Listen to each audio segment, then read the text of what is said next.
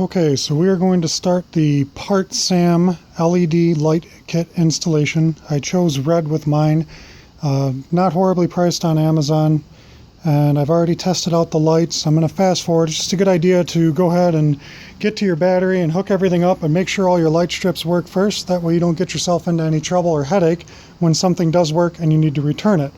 As you can see, half of my bike is ripped apart. I've already gotten to that part of it as well. Where you decide to mount your lights is completely up to you, obviously, and your level of interest in how difficult you want things to be. I intend to try to get some of my lights right into my air hole because I think it's going to look super sweet, but we'll see what happens.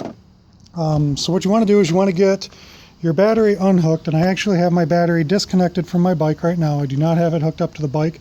I only have it so that I could get the parts hooked up and the light strips hooked up.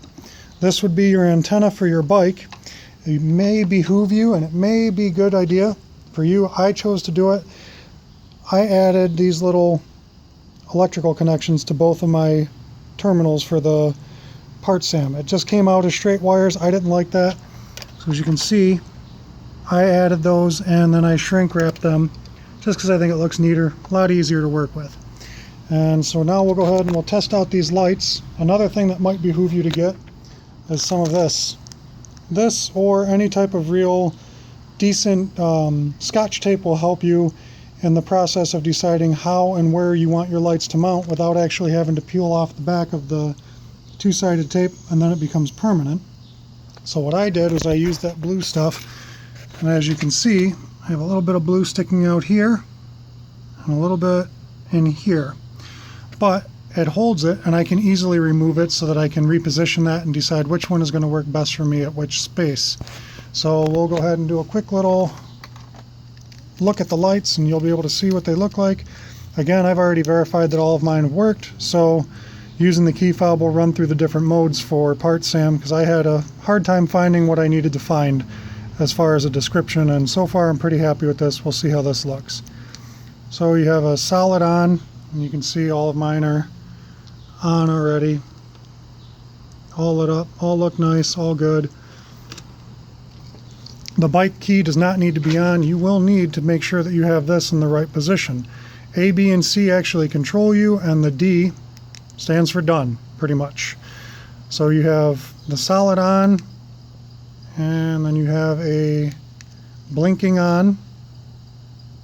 You do not need to hit done. You can cycle right through the modes and go back to each mode as you choose. And then my personal favorite is this fade or breathe mode.